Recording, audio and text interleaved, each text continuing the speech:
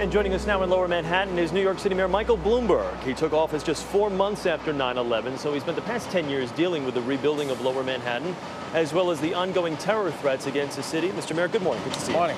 I want to talk about the anniversary and of course, the site behind us is coming. But first, I want to ask you about this terror threat. And how much does it shift your focus? You're so concentrated on this memorial because this is such a major anniversary, and then you get something like this thrown on your plate. Look, we live in a dangerous world. We know that. We also live in the city that is the symbol of freedom, of a lot of things that the terrorists don't like. So we always have an enormous amount of security here. We have the world's best police department. We work very closely with the FBI and lots of other intelligence organizations. And the level of security in this city probably makes New York the safest place to be. We have 3,000 cameras, radiation detectors. We have our own police officers in a dozen cities around the world to find out what's going on overseas and what kind of responses work and what kind don't. We have 100 police officers that work with the FBI and the Joint Terrorism Task Force.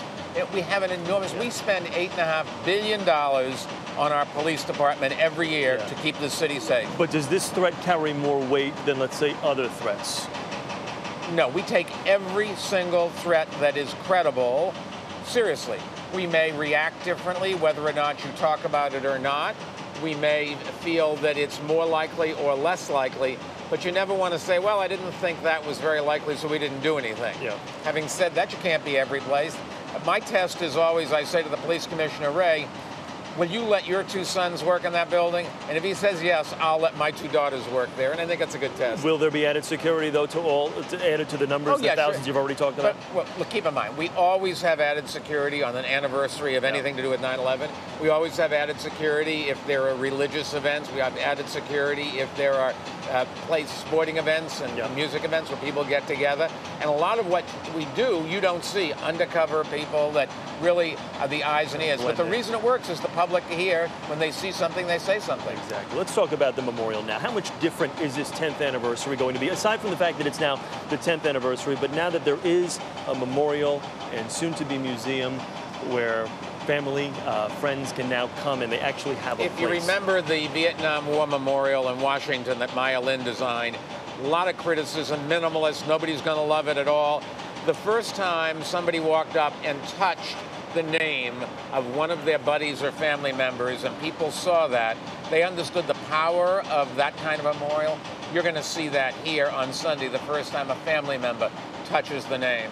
And I think from that point on, people are going to say, you never get closure, but it's certainly, we've done what we need to get on with it, and that's what the families are doing. That's what you and I have to do, is build a better world, because those we lost can't do it for their families. We have to do it for their families. Yes. Back in 2001, right after the towers came down, President Bush at the time said, the resolve of this great nation is being tested, but make no mistake, we will show the world that we will pass this test. Is this rebuilding we're seeing here, this memorial, these buildings, is this part of that? The message of this event is New York is back and the terrorists didn't win. And I think what we tried to build here was something where the families could grieve, but something that would educate our kids and grandkids and great-grandkids that freedom is fragile.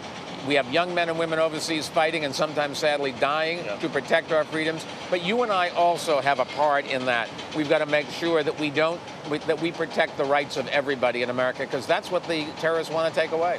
Mayor Bloomberg, thank you for taking the time. We know you're extremely busy. We wish you the best this weekend. Good to see you as always.